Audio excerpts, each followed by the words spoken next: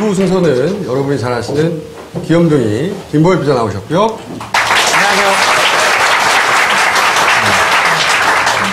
안녕하세요. 그리고 옆에는 역시 한겨레 신문사에서 북한 전문 기자, 이자 한겨레 평화연구소 소장님이신 김보근 기자 나오셨습니다.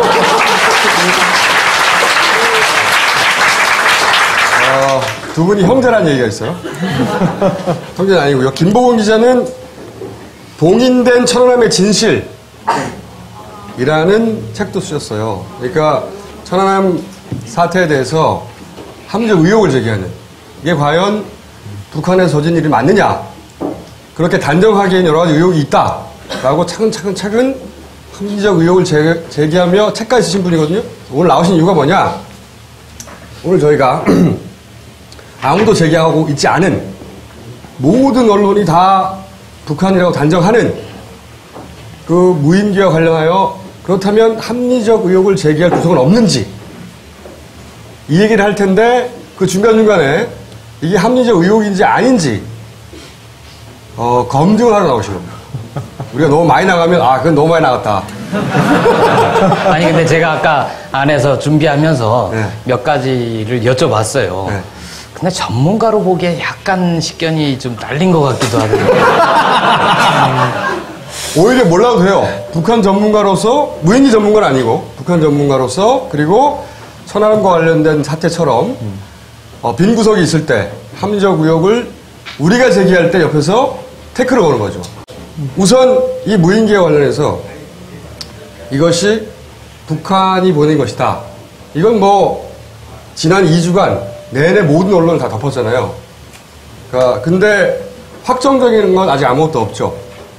대부분은 그렇게 추론되거나 추정하거나, 예를 들어서 날짜가 아니라 날짜다, 뭐 여기서부터 시작해서 그런데 그렇지 않을 가능성도 있는 거 아니냐, 아무도 제기하지 않고 있습니다.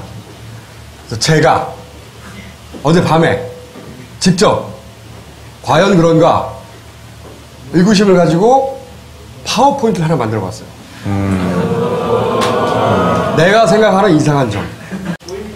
폴 맥카트니와 무인기, 이 파워포인트의 제목은 이렇습니다. 왜 폴 맥카트니냐? 강신주, 김어준의 킬링 캠프가 지금 겨우 비틀즈에 지고 있어요. 이거 간접 광고 아니에요? 직접 광고입니다. 직접 광고예요? 예매가, 제가 어젯밤에 이걸 확인하고 겨우 비틀즈에 지고 있다. 근데 88.9, 그러니까. 2.5 이거는 좀 자, 그 다음에 자동 항법 장치부터 얘기 한번 해보겠습니다. 지난주에 말이죠. 왜 날짜 이런 얘기 하냐. 거기에 자동 항법 장치 있을 거 아니냐. GPS 있었을 거 아니냐. 그러면 GPS 그 수치만 다운된다. 자동 항법 장치라는 게 이런 식으로 생겼어요. 가격 42만 8천 원. 여기 인터넷에서 팝니다. 이렇게 생겼는데 여러 가지 형태로 생겼어요. 뜯어보면 이런 식으로 생겼습니다. 그리고 가운데 보이는 제일 큰 모듈이 있죠? 이걸 뜯으면 대략 이런 수치가 나와요. GPS 정보. 이게 첫날부터 밝혔어야 되는 정보예요. 이거 대단히 어려워 보이죠? 뭐가 뭔지 모르겠죠? 이건 전 세계 표준이에요. 다 똑같아.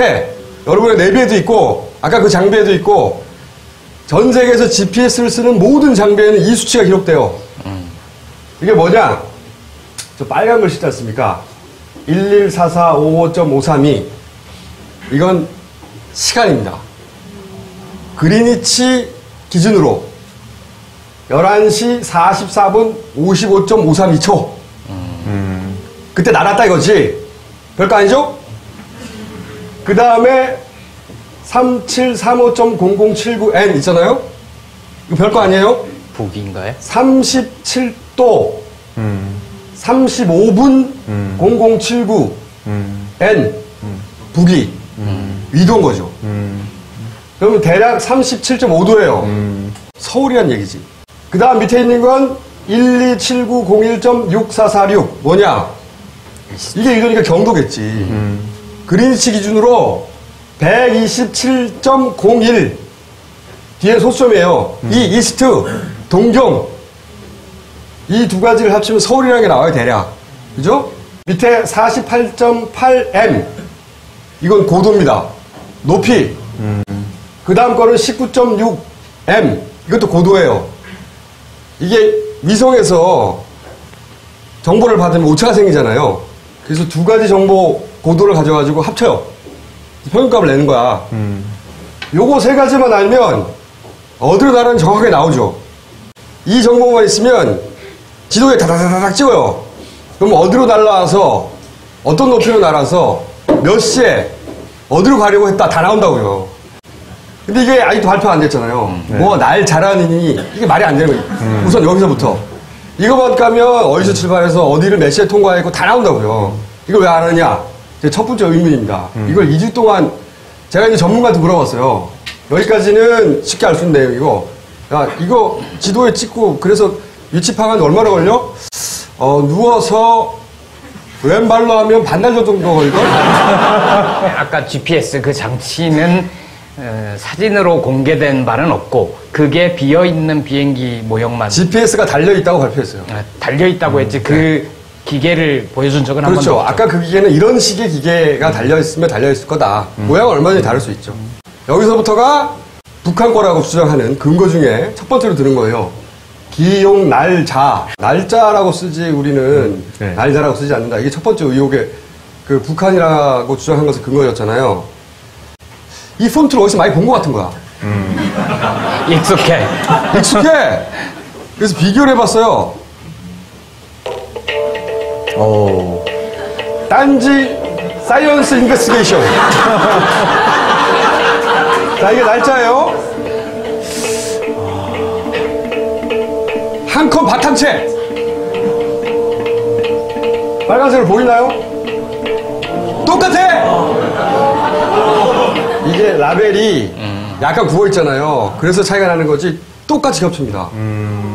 북한에서 군수 무기를 개발하는 특수부대에서 아래 한글을 쓰고 있었던 겁니다. 그 자체 한글 시스템이 있을 거예요. 그렇죠. 북한에서 창덕이라는 워드가 있어요. 그래서 이미 90년대에 개발한 겁니다. 이런 글자체들이 있습니다. 광명 납작체, 청봉체, 옥류체. 이거 언론에 다 보도된 겁니다. 네. 어딜 밤에 검색해보니까 다 나와. 이게 있는데 이런 걸 다 냅두고 아래 한글 한 컴 바탕체를 썼다는 거지 지금 북한에서. 그런데 북한 군수부대에서 몰래 인터넷으로 다운받아가지고 시리얼 넘버를 몰래 불법으로 크랙에 샀을 수도 있잖아요. 그렇죠. 그렇죠. 태클을 거신 거죠. 그런데 언론에는 제대로 보도가 안 됐는데 초기만 잠깐 나왔다가 네. 잘 찾아지지 않아요. 이 배터리의 뒷면에 한문으로 이게 써 있습니다. 똑같은 양식으로. 똑같은 형식으로. 그래서 TV조선에서는 초기에 이렇게 보도했어요. 중국에서 수입한 군수품 많이 쓰니까 중국에 있는 형식을 그대로 따가지고 그 앞에 한글로 바꿔 썼을 것이다. 이런 식으로 보도했습니다. TV조선에서.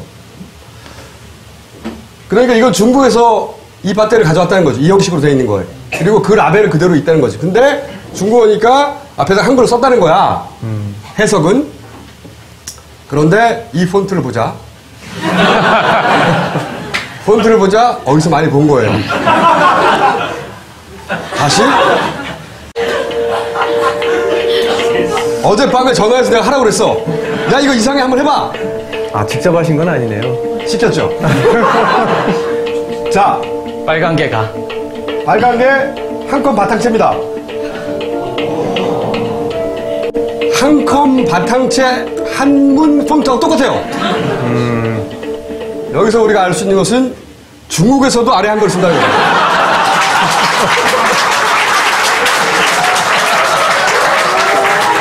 이거 전 세계에서 최초로 발표된 거예요, 이거. 이건 또 이상한 점. 이 얘기를 또 하는 데가 없는데, 일련 번호가 아까 보시면 S3-31 어쩌고저쩌고 나가고, 그쵸? DC136 어쩌고저쩌고 나가요. 그러나, 제가 알기로는 말이죠. 북한에서는 일련 번호를 앞에 알파벳 쓰지 않고 한글 자음을 씁니다. 이 그림을 잘 보세요. 지읒입니다. 그렇죠. 지읒 30 어쩌고저쩌고 나가죠. 또 예를 들어볼까? 이거 하나만 그런 게 아니에요. 조사를 또 해봤지. 보이죠? 아마 지읒이 조선인가 봐요. 제 추정으로는. 주체일 수도 있죠. 아, 주체일 수도 있겠네요. 굉장히 북한 전문 전문가다. 기자. 고맙습니다. 이따까지 큰 역할 안 했는데. 자, 그 다음. 화폐 보십시오. 돈에 리을 시읒이 있죠. 리을 시읒. 1년 번호는 이렇게 쓴다니까요. 거기서는 영어나 한문을 잘 안 써요. 공식 기관에서. 그렇죠. 예. 제가 북한 전문 방법을 기자로서. 한 15번 정도 했어요. 아, 북한에? 예. 그래서 다양한 방법으로 비행기를 타고 평양을 가기도 했고 압록강 철교, 조중 우유교죠. 압록강 철교를 넘어서 신의주를 가기도 했고 아니, 1년 번호 얘기해 주세요. 아니 그러니까 이래요. 맞아요. 자, 알파벳 안 써요.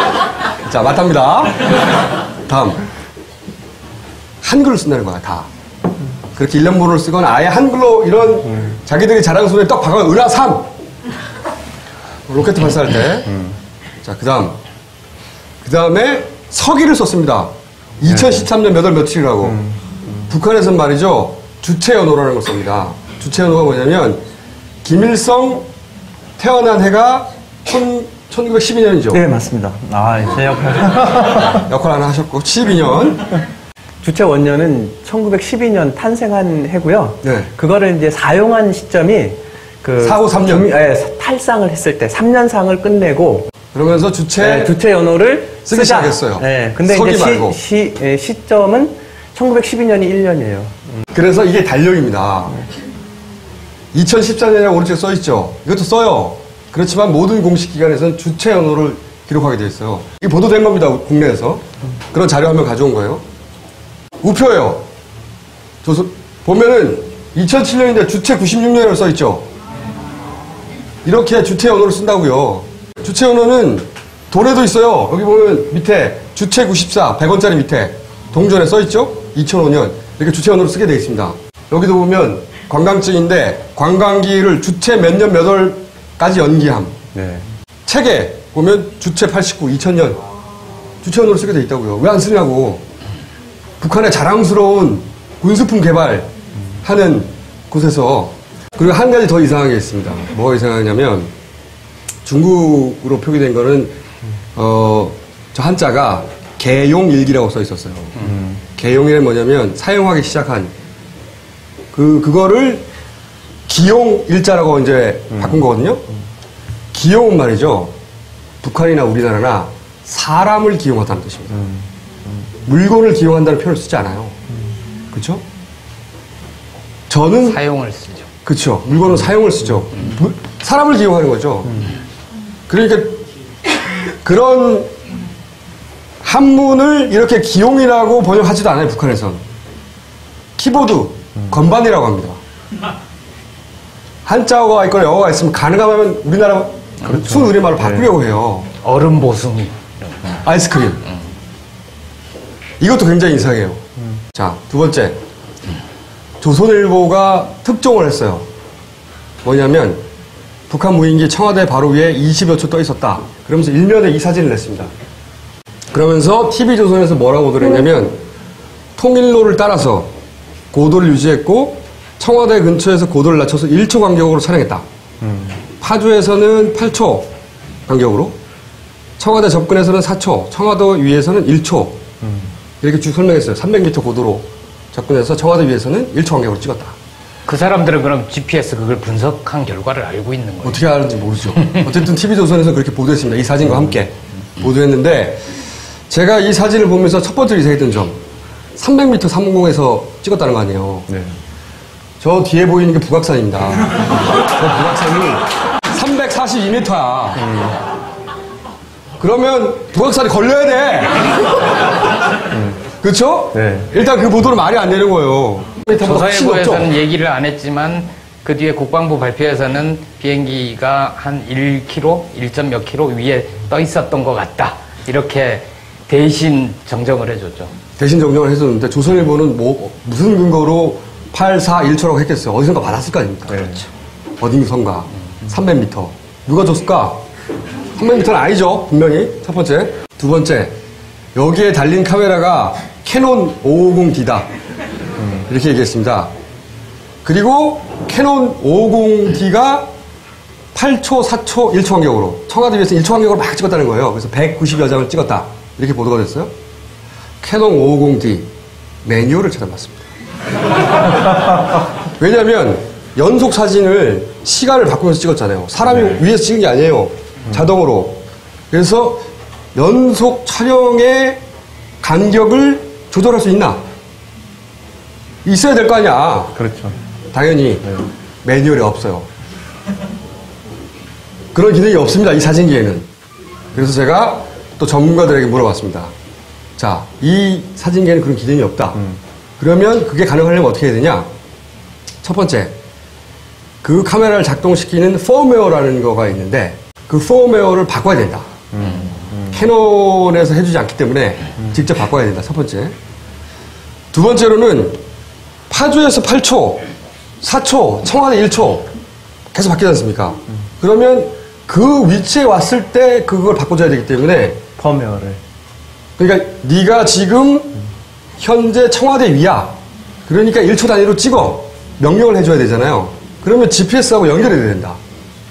명령을 받을 수 있는 뭐가 그렇죠. 있어야 돼. 그 비행체가 현재 스코어 너는 지금 GPS 정보를 받아서 청와대 위야. 그럼 카메라한테 1초 단위로 찍어. 라고 명령을 해줘야 될 거 아닙니까? 그렇죠? 그러니까 GPS하고 카메라하고 연결이 돼야 된다. 그렇죠. 카메라를 개조해야 된다. 그게 연결하기 위해서. 그리고 그걸 작동시키는 소프트웨어가 따로 있어야 된다. 이 세 가지가 있으면 가능은 하다. 가능하다. 그래서 또 자료를 찾아봤어요. 찾아봤더니 국방부에서 이렇게 발표했습니다. 카메라에서 송수신기와 연결된 케이블이 없다. 그러니까 그리고 카메라가 개조된지 안 되는지 우리가 모르잖아요. 카메라를 안 내놔. 보여주잖아요. 카메라를 내놔라 이거지. 그건 어때요? 저는 사진 전문가는 아니지만 우리가 사진을 찍으면 손이 조금만 흔들려도 깨끗하게 안 나오잖아요. 화면이 일그러져. 떨림 보정 기능이라고 하죠. 그렇죠. 네. 근데 저건 비행기가 정지를 해서 찍은 것이 아닐 테고 120km 날아갔대잖아요. 날아가다가 확 찍었는데 저 정도의 깨끗한 영상이 가능한 거예요? 그거 저도 모릅니다. 저도 궁금하긴 한데 몰라요. 근데 어떤 전문가가 인터뷰하기로는 그러면 셔터 속도가 얼마가 나와야 되고 쭉 설명한 게 있더라고요.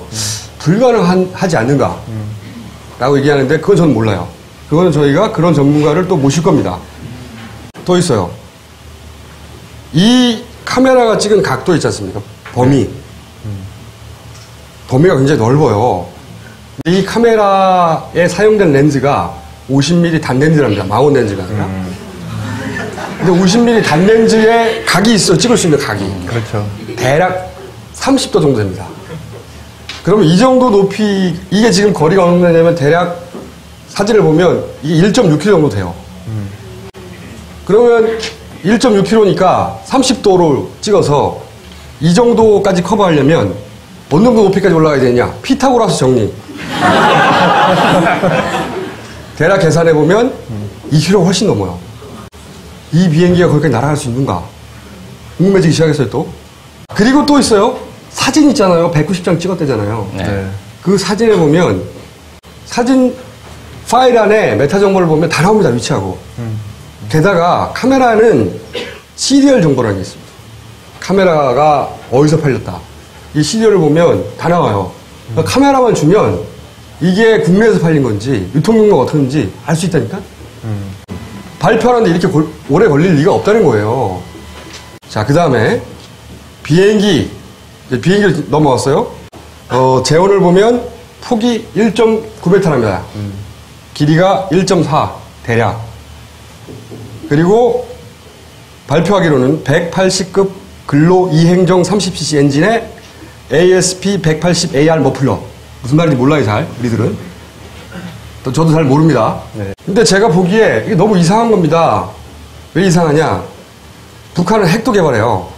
인공위성도 쏴요.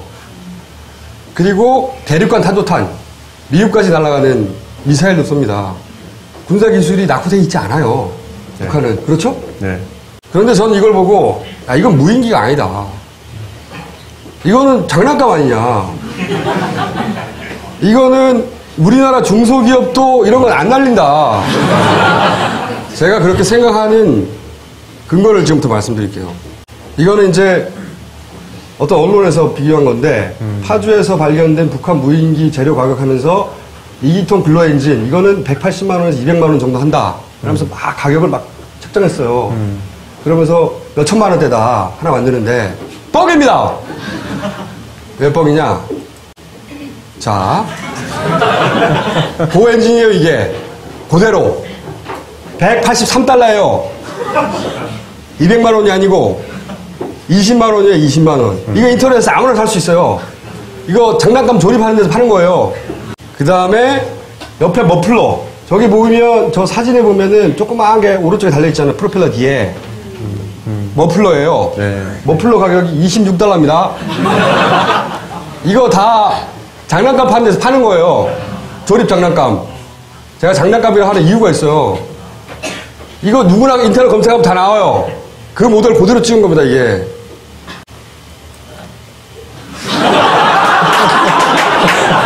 이만한 장난감 팔아요. 얼마 하느냐? 1349달러예요. 요런 거. 훨씬 더 커요, 이건. 대략 가격이 이 정도보다? 그럼 요 정도만 있냐? 이따만한 것도 있어요. 이거 장난감이에요. 이게 날아갑니다. 이게 그냥 이거는 실제 비행기고 모델이 좀 앞에 나와서 찍은 거 같아요. 자, 그럴 줄 알고 또 다른 걸 준비했어요. 콩코드. 이게 그냥 모형인 줄 알아요, 걸어놓는. 이게 날아가요. 이게 프로펠러가 아니라 제트 엔진으로 날아간다니까. 이만한 것도 있어요. 그러면 날아가는지 안 날아가는지 한번 봅시다.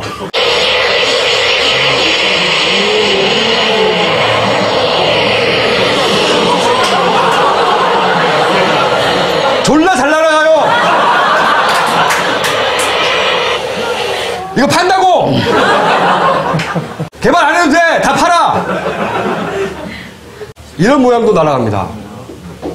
자, 근데 아까 거기서 비행하던 것도 눈에 보이는 데서 컨트롤 하는 범위까지만 그렇죠. 가능한 거예요. 대략 한 2km 범주 내에 있어야 그런 걸 조정할 수가 있어요.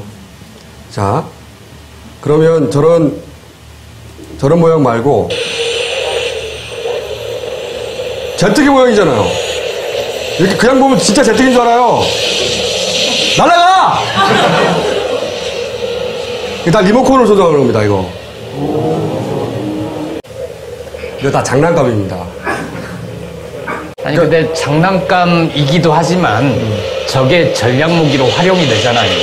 그 무인 암살기, 뭐 무인 공격기로 쓰고 있는 미국 드론 그런 그것도 거는요. 크기가 여기 지금 사진에 없는데 그런 거는요. 대딱 큽니다. 그렇지. 이 1m, 3m가 아니라 2m가 아니라 10m 넘죠. 네, 10m 넘고 100kg 넘고 이거는 10kg짜리거든요. 10kg라고 그 정도 된다고 발표했죠. 제가 장난감이라고 하는 이유를 알겠죠. 그리고 이행정 엔진이라고 했습니다. 우리가 짜장면 배달시키면 웽 하면서 오잖아요. 네, 오토바이가 매연 연락이 뽑으면서 네. 그 웽 소리가 하이톤이 나는 게 50cc 이행정입니다. 그 엔진의 특성상 그런 고음이 나고 그리고 2단계로 폭발을 하거든요. 복잡한 거 인터넷 찾아보세요. 근데 그 2단계로 폭발하기 때문에 안에 연료와 윤활유가 같이 들어가서 폭발해요. 그럼 윤활유가 불완전 연소에서 찌꺼기가 남아요. 그래서 이행정 오토바이 50c짜리 웽 하는 건 매연이 엄청나게 나죠. 그건 엔진의 한계입니다. 그냥. 그런데 이 비행기는 너무 깨끗해. 아무런 그을림이 없어요. 이거 외에도 이상한 점이 많이 있습니다. 저 개인적으로는 낙하산이 뒤에 달려있잖아요. 네. 사진을 보면 낙하산이 달려있고 낙하산이 동체 바깥에 연결고리로 붙어있어요. 그러니까 비행기 바깥에 붙어있는 겁니다. 이게 낙하산이. 고리가. 그러면 제 상식으로는 말이죠. 항력의 안정성이 떨어집니다. 비행기가 막 흔들려. 이거는 제가 어릴 때 그 모형 글라이더 달릴 때 네. 기본 중에 기본이었어요. 제가 전문가는 아닌데 이게 나를까? 뛰어봐야 되겠는데? TV에서 뭐 김정은 무인기에 핵탄두 탑재 어쩌고저쩌고 말도 안 되는 거예요. 핵탄두 100kg 넘어요. 제일 가벼운 것도 어떻게 살아? 여기가 15kg죠, 15kg. 네. 이 비행기 동체가 15kg인데 100kg를 어떻게? 달아본 적이 없는 비행기일 가능성. 그러니까 제가 이렇게 혼자는 이렇게 생각했어요. 이게 날긴 날았을까? 그러니까 궁금증입니다. 제가 모르는 부분도 있을 수 있겠죠. 이거는 군사 전문가한테 물을 게 아니에요. 자꾸 군사 전문가들 나와서 뭐라고 하는데 이거는 RC 동호회 물어봐야 돼요. 부품이 다 장난감 부품이에요. 그러니까 이 장난감 부품을 만져본 사람들한테 물어봐야 되는 겁니다. 예를 들어 진짜 탱크를 봤어. 네. 그러면 군사 전문가한테 물어봐야지. 그런데 모형 탱크야. 리모컨 조정하는 모형 탱크야. 그러면은 RC 전문가한테 물어봐야 되는 거예요. 그 다음에 합리적인. 합리적이죠 여기까지? 네. 근데 곰곰이 생각을 해봤어요. 북한에서 왜 이렇게 했을까? 이건 여기서 논리적 추론입니다. 저 같으면 말이죠. 네. 여기 북한에서 뭐 140km 날아가서 떨어지고 막 그랬대잖아요. 그쵸? 삼척이에요. 삼척에 네. 140km. 또 그 다음에 청와대에 왔다가 돌아가려고 해도 왕복 80km 넘어요. 네. 엄청나게 날린 거 아니야. 먼 거리를. 그러면 저 같으면 이렇게 하겠어요. 사진이 필요했다. RC로 찍어야 되겠다. 그럼 인터넷에서 100불짜리, 1000불짜리 삽니다. 훨씬 더 좋은 걸로. 그래서 북악산에 가요. 북에서 내려와서 북악산까지 간다? 아니죠. 시키면 되지. 그리고 사진기를 하나 탑재해. 그 다음에 사진기에는 말이죠. 그 메모리에 와이파이 기능이 되는 메모리가 있어요. 있습니다. 그 메모리를 껴. 그런 다음에 핸드폰을 달아. 핸드폰을. 그러면 그 사진기에서 와이파이가 되니까 핸드폰으로 사진을 날릴 거 아닙니까? 바로 실시간 전송한다는 거예요. 그러면 핸드폰에서 우리의 LTE망을 타고 인터넷으로 바로 전송돼. 그러면 이렇게 멀리 안 보내도 돼요. 그럼 북한에서 바로 인터넷을 받아봅니다. 멀리 있어도. 이렇게 멀리까지 안 날려도 돼요. 그리고 이거 버려요 그냥. 또 사면 되니까. 이 장비는. 이렇게 생각을 해봤어요. 근데 그보다 더 쉬운 방법이 있어요. 구글 어스. 구글 어스에 들어가면 그런 얘기는 많이 나왔죠. 근데 구글 어스뿐만이 아닙니다. 그보다 훨씬 더 해상 더 좋은 상업 인공위성들이 많이 있어요. GOI, 퀵버드, 스팟, 굉장히 많습니다. 그 중에 사이트 하나 들어간 거예요, 이게. 이 사이트 하나 들어가 봤어요. 자, 청와대 조선일보 그 사진 보고 난리 났다고 지금. 이 왼쪽이 조선일보가 난리 났다고 하는 거고, 오른쪽이 거기다서 찾은 거예요. 훨씬 더 선명하죠? 이거 찾는데 3초밖에 안 걸렸어요.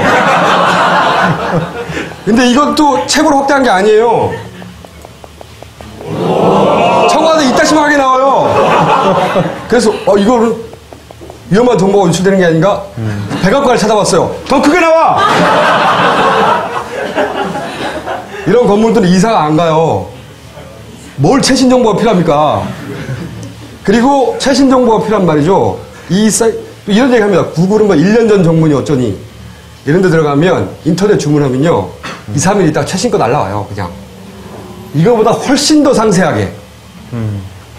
픽셀 하나당 몇십 센치 수준으로. 그러니까 농구공이 하나가 식별이 가능하다는 거 아니에요? 난 골프공? 그거 돈 주면 인터넷으로 바로 돼요. 여러분 모두가 다 할 수 있어요. 아무나. 커머셜 세틀라이트 이미저리 치면은 우다다다닥 나와요. 이거를 왜 이렇게 어렵게 이상한 걸 보내가지고 140km를 날려가지고 떨어지고 자시고 하죠? 그러니까 거기에 대해서 미리 해명을 내놨잖아요. 국방부 쪽에서. 이게 지금은 현재 정찰용으로 추정되나 이 기술을 발전시켜서 공격용으로 쓰려고 하는 것 같다. 이미 발전된 게 인터넷에 판다니까. 최소한 10년 이상 발전된 게 팔아요, 그냥. 네, 그 4월 4일 날 국방부가 발표한 거에 따르면 북은 이제 이미 4가지 종류의 무인기가 있어요. 방연이라든가 지금 이제 아까 그 우리 총수님이 말씀하신 대로 그 굉장히 크고 성능도 좋죠. 그게 무기죠. 그렇죠. 네. 근데 이제 그런 무기가 있는데도 그걸 안 보내고 왜 저렇게 어렵게 했을까? 이상하죠? 그래서 RC 모델을 직접 만들어서 판매하는 회사의 담당자한테 전화를 했어요. 왜냐면 정부에서 엔진을 개조해가지고 가솔린 엔진으로 만들면 비행거리도 늘어와서 200km 날아갈 수 있다. 이렇게 말했단 말이죠. 이분이 이렇게 얘기합니다. 네, 200km 절대 못 합니다. 제일 말이 안 되는 게, 엔진 헬리콥터 갖고 북한에서 삼척까지 날아왔다는 거, 이 정도까지 날아왔다는 것 자체가 말이 안 된다고 생각을 하거든요. 그리고 그게 날아다니는 소리가 생각보다 커요. 투사이클도 좀 큰데, 네. 포사이클은 소리가 더 커요. 네네네. 그리고 그 공기가 희박함으로 날리를 못해요. 저기 연소가 안 되니까요? 그렇죠. 불안전 연소잖아요. 그것도 말이 안 되고, 바퀴가 생긴 것도 말이 안 되게 생겼는데. 왜 생긴 거 가지고 저는 가장 말이 안 되는 게 전자장비를 달았는데 엔진 기체를 날리는 건 진동이 무지 심하잖아요. 네네네. 사진을 찍어도 그렇게 나올 수가 없대요. 그렇게 잘. 무게도 무게고요. 그렇게 날아올 수가 없대요. 그렇게 무거우면은. 그 사진을 찍는다고 그래도 불이라고 그래요. 전송하는 시스템 자체도. 일본의 OS 엔진이라는 회사가 있어요. 네, 그 제품인 걸로 알고 있는데요. 보니까 네. 튜닝을 안 한 거예요. 일반 마우라예요. 깡총 마우라라고 그러거든요. 그거는 절대 연기가 잘 나올 수가 없고. 그래요. 그것도 말이 안 돼요. 효율이 100%가 안 되는데 어떻게 그런 걸 하겠습니까? 실질적으로 말이 안 되는 거죠. 이 사람이 가진 의문은 이걸로 날 수가 없다. 그렇게 장기간 날 수가 없다. 국방부에서 개조했다고 하잖아요. 네. 그러면 개조했으면 당연히 마을하고 같이 개조해야지. 엔진은 개조하고 마을하는 20달 돼서 연비가 안 나온다는 거지. 이게 뭔 개조냐고. 말이 안 된다. 그러니까 저분이 말씀하시는 거를 이제 제 식으로 한번 요약을 해보면 아까 이제 그 중국집 배달부 얘기를 하셨잖아요. 막 스쿠터. 스쿠터. 그거를 타고서 벤츠같이 한 200km를 1시간, 2시간 계속 갔다. 이런 이제 말 안 되는 일이 어디 있냐 이렇게 말씀하시는 것 같은데요. 네. 재미없었구나. 굉장히 합리적이었어요. 그거보다 더 심하죠. 왜냐면 이거는 30cc짜리니까요. 그렇죠. 네. 30cc짜리 가지고 아우토반에서 시속 200km로 막 달렸다는 거지. 그러니까요. 비유하자면. 그런데 여기까지가 이제 조심스럽게 이분이 말을 한 겁니다. 나름. 그럼 이걸 직접 이런 걸 많이 다뤄서 날려본 사람이 있을 거 아닙니까, 또. 이런 거는 장난감 전문가한테 물어봐야 된다니까요. 그래서 저희가 이 경력이 20년 이상 된 분, 오래됐죠? 그분을 지금부터 전화 연결하려고 합니다. 얘기를 들어보자고요. 네, 안녕하십니까. 김호준입니다. 예, 반갑습니다. 평소에 KFC를 보십니까? 예, 가끔 봅니다. 가끔 보신다고요? 예. 4번밖에 안 했어요. 내관한 것도 알고 있고요. 네, 잘하셨고요. 자, 네네. RC 경력이 몇 년 되십니까? 중학교 2학년 때부터 시작을 했으니까 한 30년 되겠네요. 30년. 그럼 첫 번째로 궁금한 게요. 네네. 그 엔진을 달고 280km를 왕복할 수 있습니까? 불가능하죠. 왜 불가능합니까? 일단은 가솔린 엔진이라고 그러면 가능성 할 수 있다라고 생각을 할 수가 있지만 지금 달려있는 거는 풀사이클 글로벌 엔진이거든요. 이런 비행기는 저희가 필드에서 비행을 할 때 보통 런타임 한 10분 정도 잡거든요.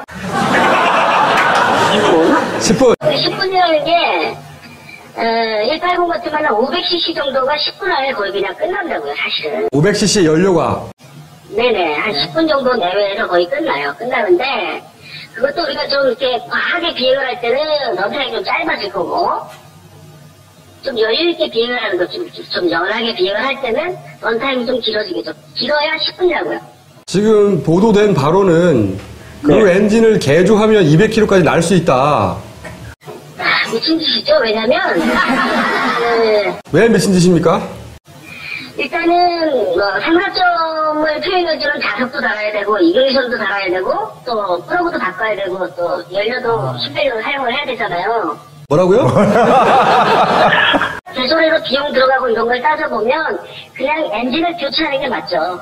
지금 현재 RC 모터 중에 엔진 중에 280km를 왕복하는 게 있나요? 연료만 안 떨어지게 고쳐하면 지구도 한 바퀴 돌 거예요.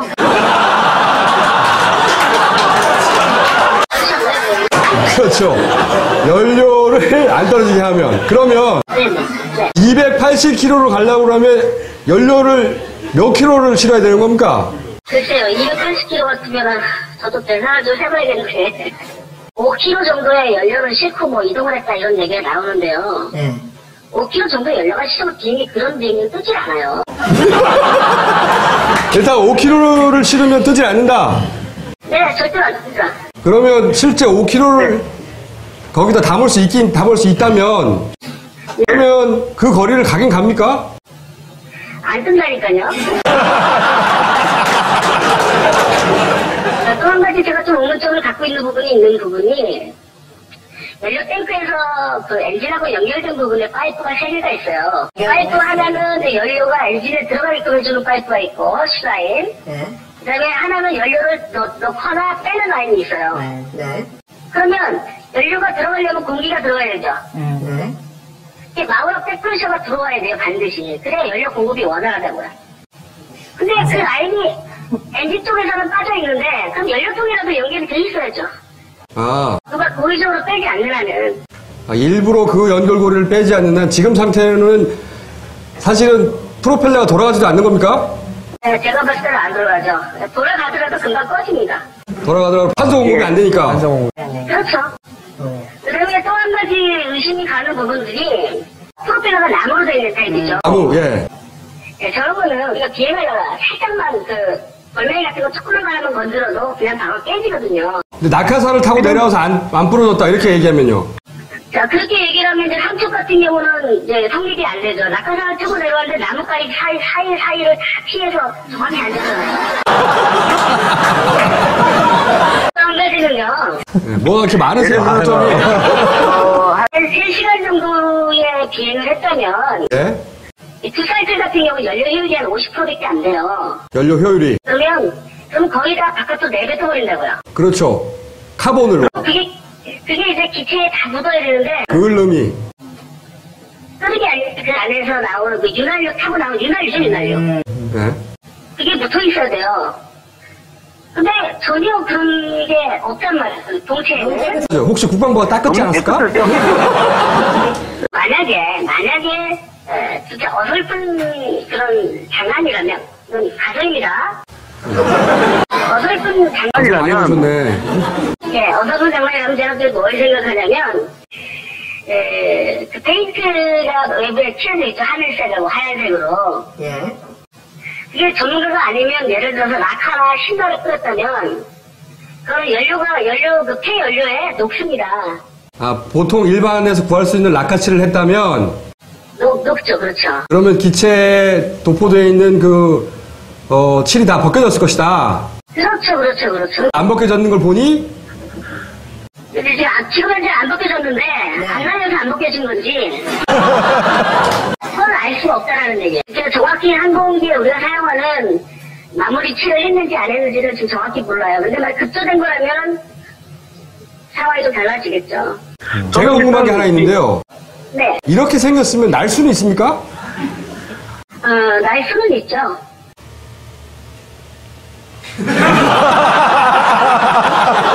이해는 된다고 봐요. 날 수는 있는 걸로. 네, 날 수는 있습니다. 전체적인 기자재가 잘 갖춰져 있다면 쓰는 데는 지장이 없다고 봐요. 이 비행기에 달린 엔진은 아주 고기능 엔진입니까? 네, 평범한 엔진이죠. 그냥 RC인들이 누구나 쓸 수 있을 정도의 좀 큰 사이즈. 실제로 고급 엔진들은 풋사이클 엔진 정도가 돼야 고급 엔진이고요. 풋사이클 엔진들은 예전에 많이 썼고 요즘은 그렇게 쓰지는 않는 편이에요, 사실은. 제가 이걸 장난감이라고 부르는데 장난감이라고 부르는 게 맞나요? 위험한 장난감이죠. 그래서 본인의 추론으로는 네. 발표한 대로의 무게를 싣고 이런 비행기에 그런 엔진을 달고 했다면 날지 못한다 이거잖아요. 못 날죠? 절대로 못 날죠. 알겠습니다. 감사합니다. 네네. 두 전문가에게 얘기를 들어본 거예요. 하나는 이런 RC 모델을 만들어서 판매하는 중소기업의 담당자. 또 하나는 이런 모델을 30여 년간 사서 날려본 사람. 이 두 분의 공통점인 견해는 이거 못 나는 거 아니냐? 혹은 그 거리는 못 간다. 자기들이 보기에는. 그러니까 일본의 이 회사에 아예 물어보든지 또 다른 전문가도 연결해 보겠어요. 또 다른 견해를 가진 전문가도 있을 수 있으니까 오늘 연결한 분들의 견해는 이거 안 된다. 이게 조합적인 얘기예요. 예. 이 얘기를 들으면서 무슨 생각하셨습니까? 이분들은 이제 RC 전문가잖아요. 네. 근데 이제 북에서 혹시나 이 RC를 더욱 군사기술을 발전시켜서 새로운 걸 만들었다면 가능성은 한 3가지가 있을 수 있죠. 이게 뜰 수 있는 가능성. 첫 번째, 인공지능. 비행기가 인공지능을 가지고 있어서. 이거 재밌으려고 준비한 것 같은데. 아니에요. 두고 보겠어요. 다 들어보세요. 그래서 이제 낙하산 달고도 나뭇가지를 피해서 내려오는 거. 네. 그다음에 두 번째는 공중급유 가능성. 아까 기름만 채우면 지구 한 바퀴도 돈다고 그랬잖아요. 그렇죠. 5km를 못 든다고 했는데 그러니까 조금 담고 조금 싣고 하나가 따라오면서 또 하나는 그러면 또 다른 데서 공중급유. 그렇죠. 포인트마다 이제 서 있는 거죠, 줄여서. 굉장히 훌륭한 기술이고요. 세 번째, 특수 페인트. 그름이 묻어도 스스로 깨끗해지는.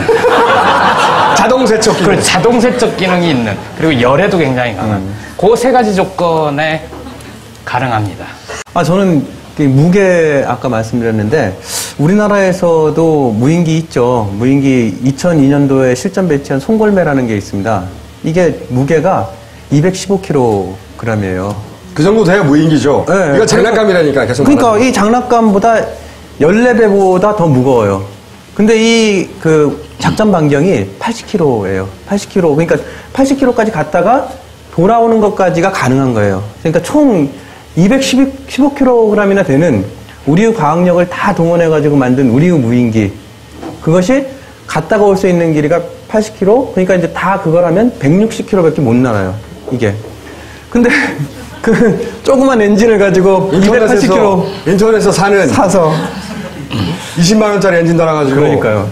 아니, 북도 사실은 송골매급에는 못 미치겠지만, 북도 무게 나가는 무인기 있어요. 근데 왜 이렇게 했는지는 남쪽 사람들이 이제 고민을 하다가 굉장히 스트레스를 받고, 스스로 혼란을 만들게 하기 심리적 불안증인가요? 그럴 가능성이 있죠.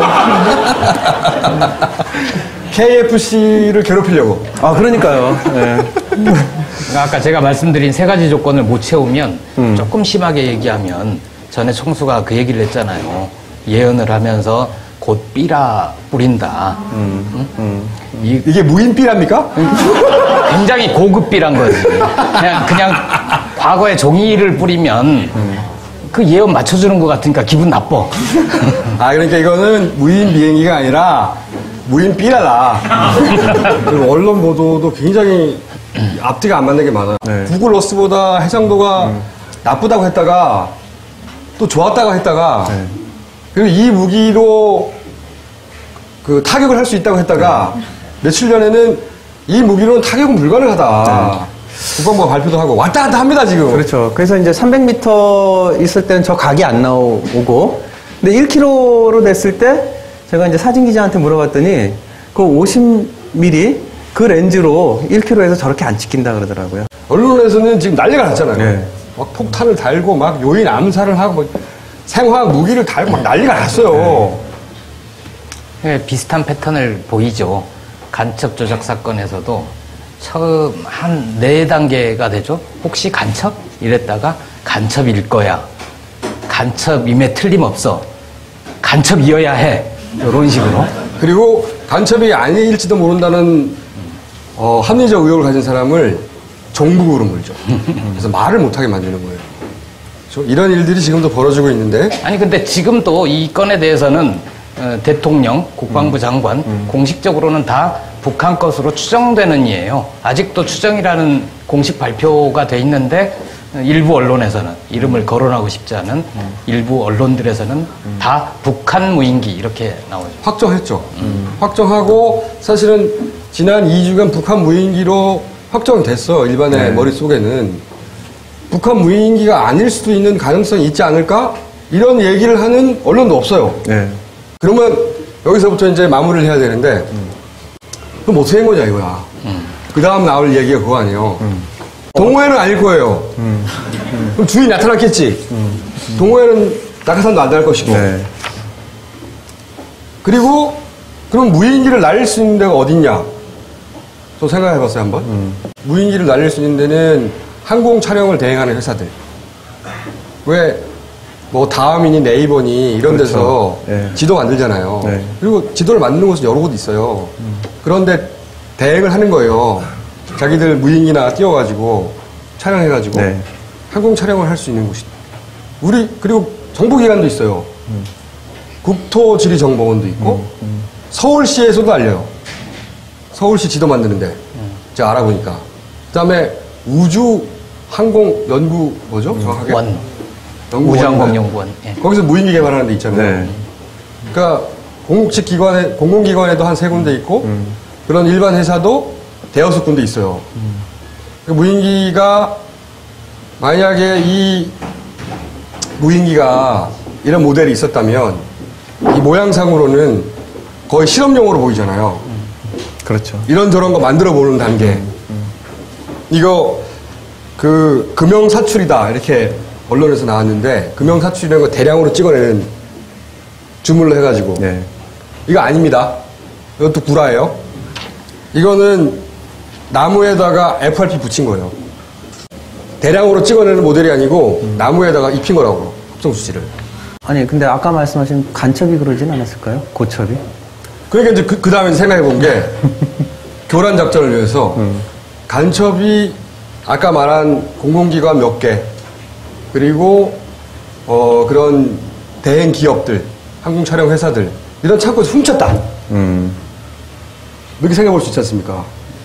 훔쳐서 왜냐면 이 RC 전문가들은 거기까지 날아갈 수가 없다. 말도 안 된다고 하니까 그러면 훔칠 경우에 날았던 걸 훔치든가. 안 날았다는 거잖아요. 아까 그 전문가들은. 안 날았을 수도 있다. 자기가 보기에는. 근데 어쨌든 이제 창고에서 훔쳤다. 이 생각도 해봤어요. 제가. 고정 간첩이 창고에서 훔친 거야. 훔쳐서 날렸어. 근데 여기 추론에 또 막힌 게 뭐냐면 그러면은 자기 창고에 있던 건데 자기 창고에서 나온 거면 그 상업회사든 공공기관에서 말했을 거 아니에요. 저 우리 창고에 있던 거야. 네. 이 모델로 보아서는 좀 오래된 거겠죠. 뭐 한 10년 전에 했던 거나. 하지만 재고 관리가 됐을 거 아닙니까. 그렇죠? 이상해요, 제 추론이? 셜록 킴이 하는 건데 지금? 그것도 아닌 것 같아. 예. 그럼 여기 또 막혔어요. 근데 또 곰곰이 생각을 해보면 그 창고에서 훔쳤거나 창고에서 내줬거나 또 하나 가능성이 있잖아. 하고 싶은 말 빨리 해요. 그러니까 그 창고에서 없어진 게 훔쳐간 게 아니라 그 창고를 관리하는 쪽과 이걸 가져가는 쪽이 같은 편이야. 그러면은 말이 안 나올 거 아닙니까? 여기까지 하고 그 다음 추론도 있습니다, 사실은. 네. 그거 들어보고 싶은데요. 그럼요. 좀 더 해볼게요. 일단 국방부 발표를 하잖아요. 보고. 네. 그거 보고 할 얘기도 좀 남겨둘 필요가 있죠. 좋습니다. 큰일 날 뻔했네. 너무 다 얘기해버리면 거기에 대해서 반박하는. 그렇죠. 국방부 발표를 보고 6편에서 왜냐면 저는 이렇게 추론을 좁혀갔어요. 그랬더니 시나리오가 몇 개 나옵니다. 그 중에서 이건 아니고 저건 아니고 생각하다 보면 여기네? 라고 하는 시나리오 1번이 나왔어요. 네. 그 이야기는 국방부의 발표를 보고 국방부 다음 발표 주에. 이상한 점을 짚으면서 그리고 엔진 만든 사람 전화해보고 그리고 국방부 발표 다음에는 저희가 동호회 분들과 네. 이런 거 제작하시는 분들과 힘을 모아서 직접 그런 비행기를 만들어가지고 이 모델 카메라를 장착하고 5kg 연료를 달아서 그게 뜨는지 안 뜨는지 실험을 해서 그거를 다음이든 그 다음 시간이든 끝까지 물고 들어서 꼭 해보겠어요.